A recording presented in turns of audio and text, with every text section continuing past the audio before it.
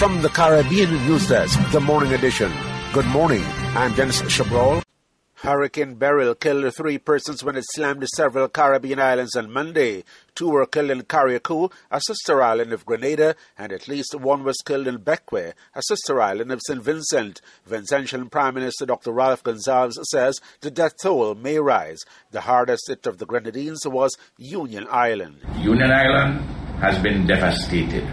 The reports that I have received indicate that 90% of the houses have been severely damaged or destroyed. Their roofs, structures. The Union Island airport's roof is gone.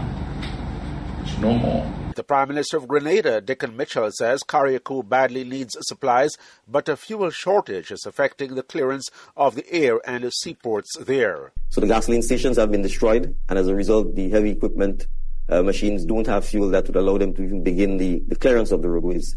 So that people could move. And then there's significant risk associated with it because of the fact that the power lines are down. And at this stage, we can't tell whether there's live electricity or not in them. As other Beryl-affected Caribbean islands conduct damage assessments and prepare for reconstruction and repairs, Jamaicans are on watch for the storm. The storm is forecast to make landfall in Jamaica early Wednesday morning. Already, government and the private businesses closed their doors yesterday. Prime Minister Andrew Holness is urging Jamaicans to take precautions. I am encouraging all Jamaicans to take the hurricane as a serious threat. It is, however, not a time for panic. It is a time for us to be very strategic and calculated in our approach. We are taking this precautionary stance now because it is easier to be prepared when you're standing on your 2 feet than when you are in the midst of a hurricane struck down. A number of Caribbean countries have begun responding to the damage and destruction caused by Hurricane Beryl. Guyana's Civil Defense Commission yesterday dispatched a Defense Force plane laden with tons of items, including generators, water purification tablets, chainsaws, batteries, and hygiene items, to Grenada. President Irfaan Ali says 2 cargo ships of supplies are to be sent to the affected islands. We have secured the rental of 2 vessels, 1,200 tons and I think 900 tons a vessel.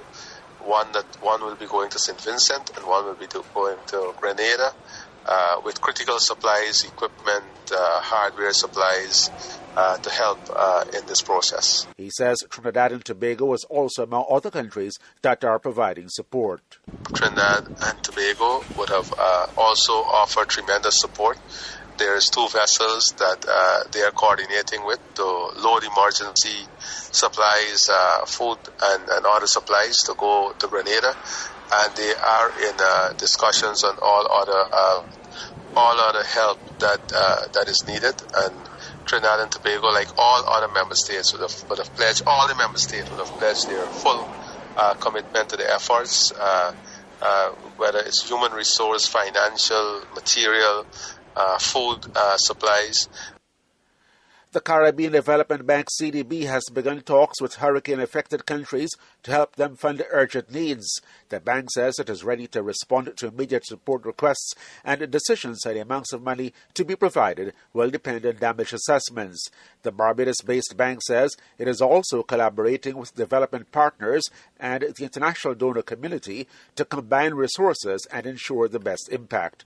The CDB says it will immediately provide customary support for the regional response mechanism to be spearheaded by the Caribbean Disaster Emergency Management Agency. This includes mobilization and coordination of disaster relief to get necessities, resources, and assistance to the affected areas as quickly as possible. The regional financial institution says, where necessary, human resources will also be provided to increase capacity on the ground. In the wake of devastation and death caused by Hurricane Beryl, Caribbean community leaders yesterday met in an emergency session and agreed to ask the international community for a financial relief. The CARICOM chairman is Guyana's President Irfaan Ali. The extent of destruction here would definitely require international support, not only immediate international support in the form of grants and long-term low-interest loans, concessional loans, but also help in terms of restructuring existing loans. This is devastating for these economies. Even Barbados, that was spared a direct hit, the type of effect that Barbados had, and the impact it would have on their economy, the fishing sector, the livelihood of hundreds of persons has been affected, and still the infrastructure costs of rebuilding. This has been the Morning Edition from the Caribbean News Desk. You may contact us by phone or WhatsApp on +592 700 9293. Thanks for listening.